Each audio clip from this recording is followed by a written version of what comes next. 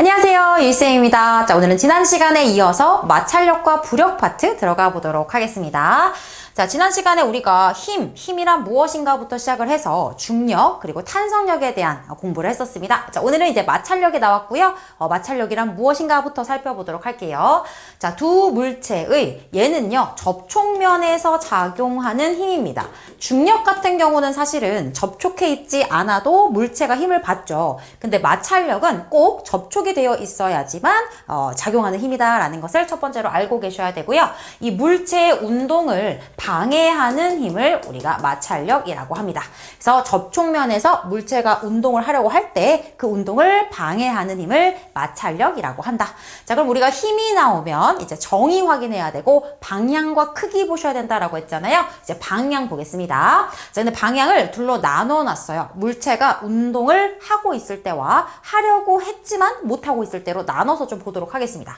자, 물체가 운동을 한다. 지금 빗면인데요. 여기다가 물체를 한번 놔볼게요. 자, 물체를 놓으면 얘가 요렇게 이 비스듬한 방향으로 중력을 받아서 운동을 하게 됩니다. 자, 그러면 이 운동을 방해해야 되니까 운동 방향의 반대 방향으로 마찰력이 작용을 하게 돼요. 그래서 운동 방향과 반대 방향, 즉 운동을 방해하는 방향으로 이제 마찰력이 작용을 하게 됩니다.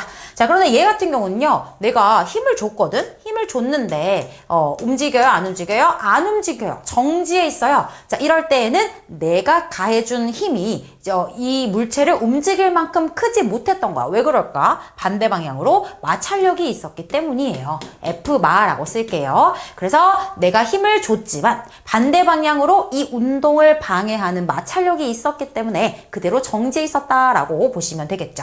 자, 그래서 어떻게? 운동을 한다면 그 운동 방향의 반대 방향인 거고, 운동을 못했다. 그럼 내가 운동을 시키려고 가해준 요 힘의 반대 방향으로 마찰력이 작용한다라고 생각해 주시면 되겠습니다. 그래서 운동을 하거나 또는 운동하려는 방향의 반대 방향으로 작용하는 힘이다. 접촉면에서만 작용한다라는 거 기억하시면 되겠습니다. 자, 그럼 다음 장으로 넘어가 보도록 할게요. 자, 마찰력의 이제 크기, 이 마찰력 크기에 대해서 얘기해 보도록 할 건데, 자, 물체에 힘을 작용했지만 정지해 있는 상태 있잖아요. 정지해 있는 상태는 그 이유가 뭐라 그랬어? 내가 힘을 줬지만 그 힘과 똑같은 만큼 뭐가 있기 때문에 마찰력이 있기 때문에 정지한 상태를 유지하는 거예요. 즉, 내가 가해준 힘과 마찰력의 크기가 동일하다라고 보셔야 됩니다. 그래서 마찰력의 크기와 물체에 작용한 힘의 크기가 똑같다라고 보시면 돼요. 이게 무슨 말이냐면, 여러분 문제를 풀 때 이런 거야. 자, 물체가 정지해 있대요. 그런데 내가 10N의 힘을 가했대요. 그러면 여기서 마찰력 얼마인 거야? 10인 거야. 왜? 내가 10을 가했는데 안 움직인 이유가 뭐예요? 반대 방향으로 마찰력이 똑같이 10N이 있었기 때문이거든? 그러니까 정지해 있다라는 거는 내가 가해준 힘만큼 똑같은 만큼 마찰력이 있었다라고 보시라는 얘기야. 그래서 내가 가한 힘과 마찰력의 크기가 같다라고 보시는 겁니다. 자, 그런데 물체가 운동을 하는 경우에는요, 이제 조금 달라집니다. 자, 예를 들어서 여기다가 용수철 저울을 연결해가지고 용수철 저울을 연결해가지고 한번 당겨볼게요. 그럼 처음에 5N의 힘을 줬다라고 해볼게. 자, 5N의 힘을 줬더니 정지해 있었던 거야. 그럼 마찰력이 몇 N인 거야? 똑같이 5N인 거지. 그지? 내가 가해준 힘만큼 마찰력 작용한다라고 했으니까 5N 힘 줬는데 정지해 있어요? 그럼 마찰력 5N인 거예요. 그런데 얘를 움직이게 하기 위해서 점점 힘을 더 늘리다가 10N까지 늘렸더니 그때부터 얘가 운동을 하기 시작한 거야. 자, 그러면 이제 운동을 하게 됐잖아요. 그때 마찰력은 이제 10N으로 봐주셔야 된다. 움직이기 시작하잖아요. 그럼 그때부터는 마찰력이 고정이 돼요. 그래서 움직이기 시작한 그 순간에 내가 가해준 힘을 확인해서 물체의 마찰력을 결정하게 됩니다. 이해되셨어요? 그러니까 나눠 생각해야 돼. 물체가 정지했다. 그러면 그냥 내가 가해준 힘이 마찰력인 거야. 근데 움직이기 시작했으면 움직이는 그 순간 측정한 그 힘이 바로 마찰력이 된다라고 정리하시면 되겠습니다. 자, 그럼 다음 장 넘어가 보도록 할게요. 자, 이제 마찰력의 크기에 영향을 주는 요인은 그럼 어떤 것들이 있는가 볼 건데요. 첫 번째는 무게입니다. 당연히 무게가 무거울수록 마찰력의 크기가 커집니다. 자, 그래서 물체 하나를 이렇게 움직일 때 점점 힘을 줬더니 5N을 가하는 순간부터 움직였다라고 하면 이 녀석 마찰력 5N인 거잖아요. 근데 얘를 똑같은 놈을 2개를 쌓았어. 그럼 이제 질량이 2배가 되겠죠. 무게가 2배가 되겠죠. 그러면 마찰력도 2배로 커질 것이다 라는 겁니다. 그래서 무게에 비례한다. 첫 번째고요. 자, 두 번째는 거칠기의 영향을 받아요. 자, 물체가 똑같은 물체가 있는데 얘는 유리판에 올려두었고요. 얘는 거칠거칠한 사포 위에다가 올려두었다라고 해볼게요. 그리고 또 물체를 잡아당겨서 움직이는 순간에 그 힘을 측정해 보도록 하겠습니다. 자, 유리에서는 미끄러우니까 금방 달려오겠죠. 자, 5N 가하니까 물체가 움직였어요. 근데 사포면에서는 거칠기가 거칠기 때문에 이거 끌어올는데 더 힘듭니다. 10N은 가해줘야 끌려와요. 그 말은 여기서 마찰력이 더 컸다라는 얘기가 되겠죠. 자, 거칠기가 거칠수록 마찰력의 크기가 크다라고 보시면 되겠습니다. 자, 세 번째는 접촉면의 이제 면적인데요. 자, 얘를 이렇게 눕혀놓은 상태가 있고 얘는 세워놓은 상태잖아요. 질량, 무게 똑같습니다. 그리고 거칠기도 똑같이 줘볼게. 똑같이 유리로 해볼까? 똑같이 유리로 해볼게요. 그러면 지금 어때요? 무게 조건 동일하고 거칠기 조건 동일해. 그런데 면적만 다른 거야. 그럼 누가 마찰력이 클까요? 누가 클 것 같아? 여기는 동일합니다. 그래서 면적과는 무관한 거야. 무관한 거야. 알겠지? 그래서 얘가 접촉면이 넓어도 접촉면이 이제 작아도 그것은 마찰력에 영향을 주지 못한다라는 겁니다. 그래서 딱 두 가지로 보셔야 돼요. 첫 번째 무게와 두 번째는 거칠기. 거칠기가 거칠수록 더 마찰력이 커진다. 정리하시면 되겠습니다. 자, 그럼 이제 다음 장으로 넘어갔어요. 이제 마찰력의 크기를 비교하는 실험 한번 보도록 할게요. 자, 빗면에다가 물체를 올려두면요. 얘가 이렇게 완만하게 했을 때는 물체가 움직여요? 안 움직여요? 안 움직여요. 왜 그런 거야, 여러분? 봐봐. 물체를 그냥 이렇게 떨어뜨리면 확 떨어지겠지? 왜? 중력을 받아서요. 그런데 얘를 빗면을 기울이게 되면 이 각도에 따라 이 물체에 작용하는 중력이 굉장히 감소한단 말이야. 그죠? 이때 얘가 원래 이쪽 방향으로 중력을 이제 못 받고 요 운동 방향 이렇게 받는 힘을 계산을 해줘야 되는데 사실은 이제 고등학생이 되면은 여기 각도를 재가지고 무게에다가 이 각도를 어떻게 이제 곱해서 이쪽 방향으로 얼마큼의 힘을 받는지 막 계산하고 하실 거예요. 근데 지금은 그럴 게 아니니까. 자, 이 빗면을 낮추면 중력을 적게 받아요. 그쵸? 근데 어떻게 돼요? 올려 가파르게 올리면 올릴수록 점점점 중력을 강하게 받으면서 나중엔 떨어지게 되겠죠. 그래서 이게 쭉쭉쭉쭉 올려가지고 미끄러지는 그 순간 빗면의 기울기가 크다면 그것이 무엇을 의미하는가를 여러분들이 잘 이해하셔야 돼요. 자, 볼게. 자, 얘는요.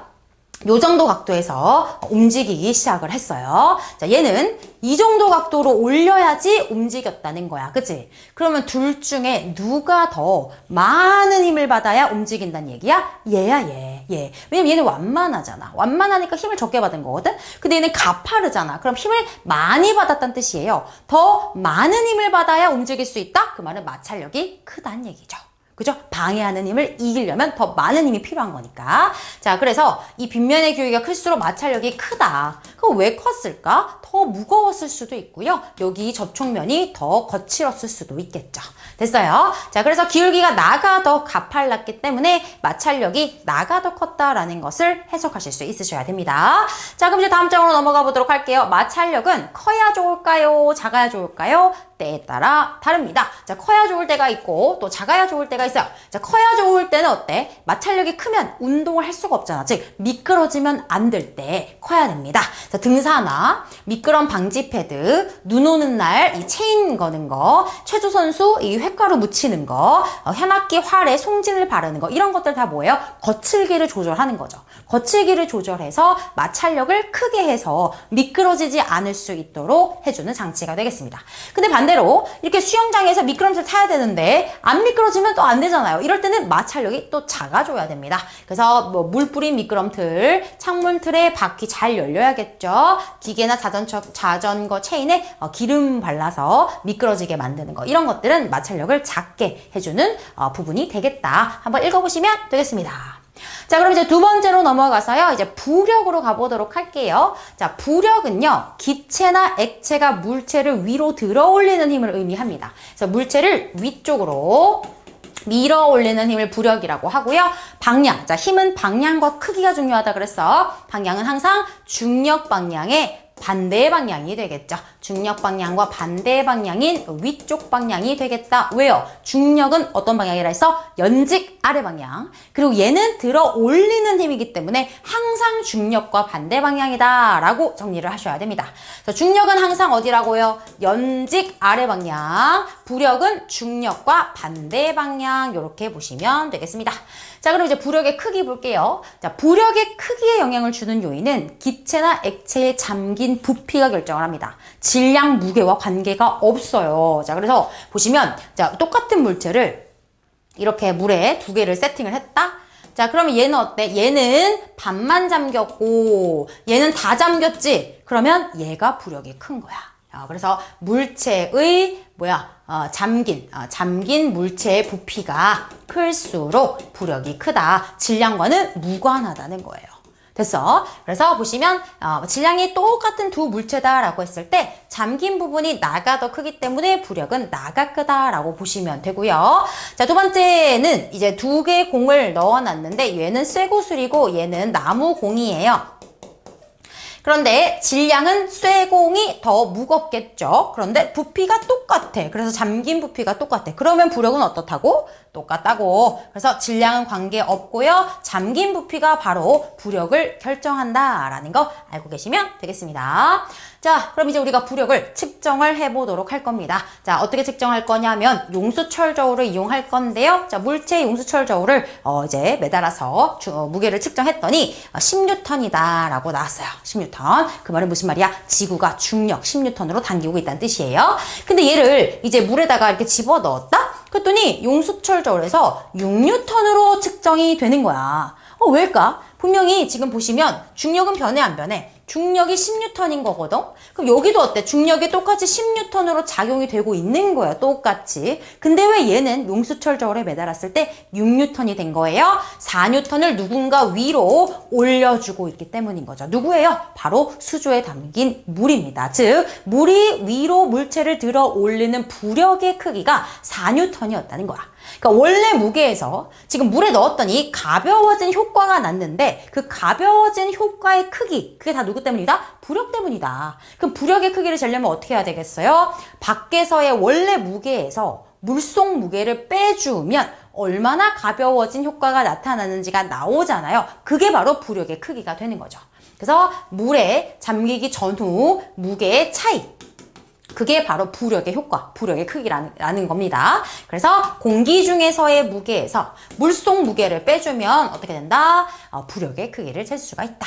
그래서 지금 10N이었는데 물에 넣으니까 6N이 됐어? 그럼 그 차이 4N이 바로 뭐다? 부력의 크기를 나타내는 거다 라고 보시면 되겠습니다. 자, 바로 넘어갈게요. 자, 물체가 뜨고 가라앉는 까닭, 이제 우리가 부력으로 설명을 할 수가 있습니다.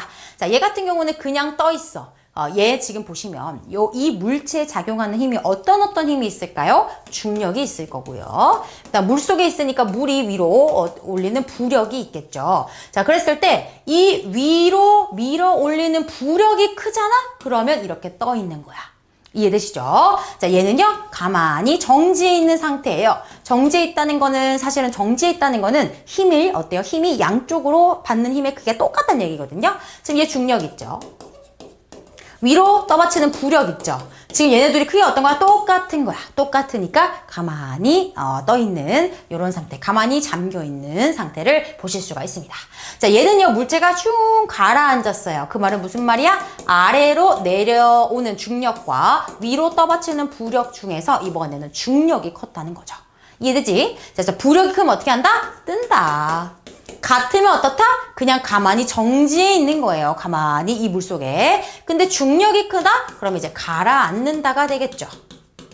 그쵸? 자, 그래서 물체가 떠있냐, 가만히 잠겨있냐, 아니면 가라앉고 있느냐를 가지고 여러분들이 힘의 크기를 또 비교할 수가 있다라는 내용까지 살펴봤습니다. 자, 그럼 이제 마지막으로 부력을 어떻게 이용하는가? 자, 액체 속에서 이용하는 거, 구명조끼, 뭐 잠수함 이런 것들 우리가 부력에 의해서 물체가 이동할 수 있다라는 거고요.